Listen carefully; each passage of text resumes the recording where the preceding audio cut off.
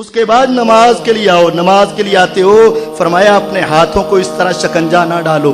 بلکہ تمہارے اوپر اطمینان اور سکون ہو، اور اپنے ذہنوں میں ایک بات ڈال لو کہ تم اتنے بڑے بادشاہ کے سامنے جا رہے ہو، جس طرح تمہاری کسی بڑے جج کے سامنے پیشی ہو، دل ڈر رہا ہوتا ہے، چہرے کے اوپر اس کے اثرات ہوتے ہیں۔ علی المرتضی رضی اللہ تعالیٰ عنہ اپنے گھر سے نکلے، مسجد کی طرف جا رہے، رنگ پھک گئے، اترا ہوا چہرہ، کسی نے پوچھا اے امیر المومنین علی رضی اللہ عنہ، کیا کوئی صدمہ پہنچا، کیا مسلمانوں کو شکست ہو گئی، کسی محاذ کے اوپر دکھ آئے یا مصیبت آئی؟ فرمایا کچھ بھی نہیں ہوا۔ امیر المومنین پھر آپ پریشان کیوں ہیں؟ فرمایا تجھے پتا نہیں میں کتنے بڑے بادشاہ کی عدالت میں پیشی کے لیے جا رہا ہوں، اور اس کے سامنے کھڑا ہونا ہے، جب اس کا تصور میرے اندر آتا ہے تو میرا دل کانپنا شروع ہو جاتا ہے۔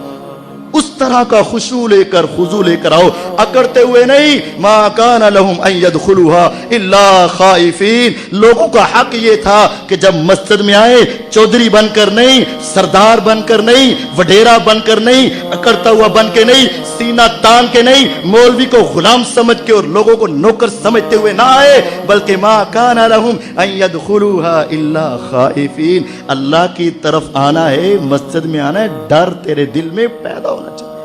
ڈر لے کر آ، اور پھر آ کر نماز کے لیے کھڑا ہو جا۔ اب صف بندی کی ضرورت ہے، سد الخلل۔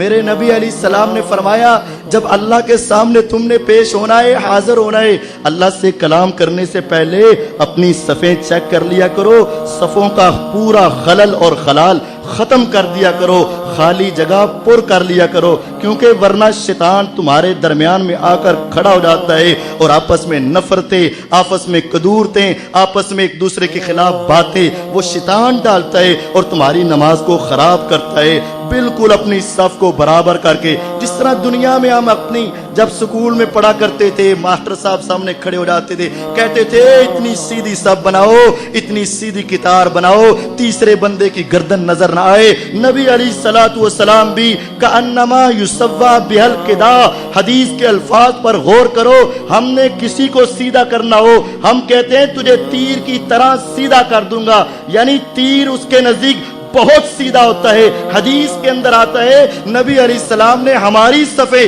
اس طرح سیدھی کر دی کہ اگر تیر کو سیدھا کرنا ہوتا تو ہماری صفوں کے ساتھ کھڑا کر کے سیدھا کر لیتے۔